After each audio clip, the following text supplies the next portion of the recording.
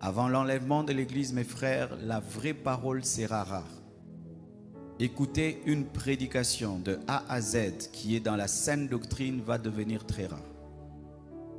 Parce que les hommes vont refuser d'écouter la vérité.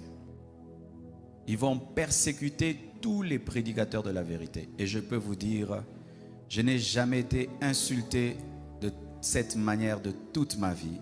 Et toutes les insultes que j'ai, c'est parce que j'ai dit seulement aux gens la vérité. Ils aiment quand tu leur parles du mariage. Ils aiment quand tu leur parles de bénédiction. Mais quand tu touches à ce qui est essentiel, qui doit les amener à la repentance, à revoir leur vie, les hommes de ce siècle ne veulent plus. Ils choisissent même les églises en fonction de cela.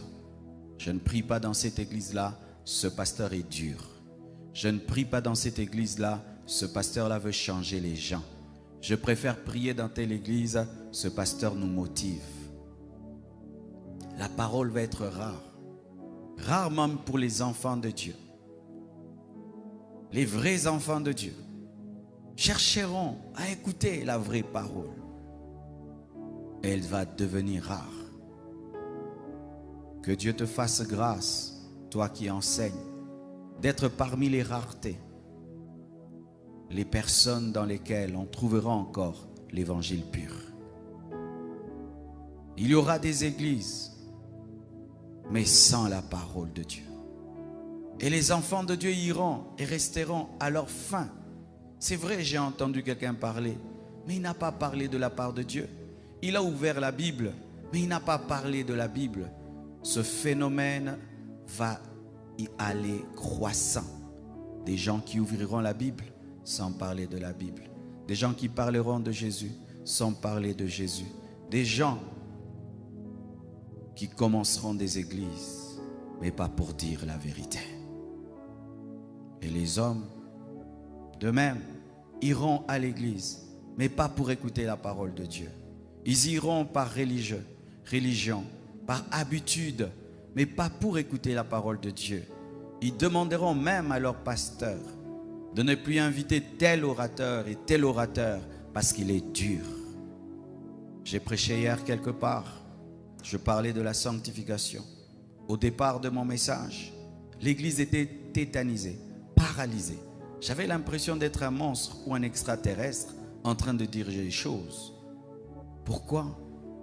Parce que il y a une carence de la vérité, carence de la parole. Mais lorsque l'église sera enlevée, ce sera pire, mes frères. Après l'enlèvement de l'église, les gens chercheront la parole. Les vrais prédicateurs seront enlevés. Les faux prédicateurs resteront. Et la parole sera encore très très rare. Nous avons la grâce, frères, jour après jour, d'écouter la parole. Mais sachez qu'une fois l'enlèvement a lieu, ce sera difficile.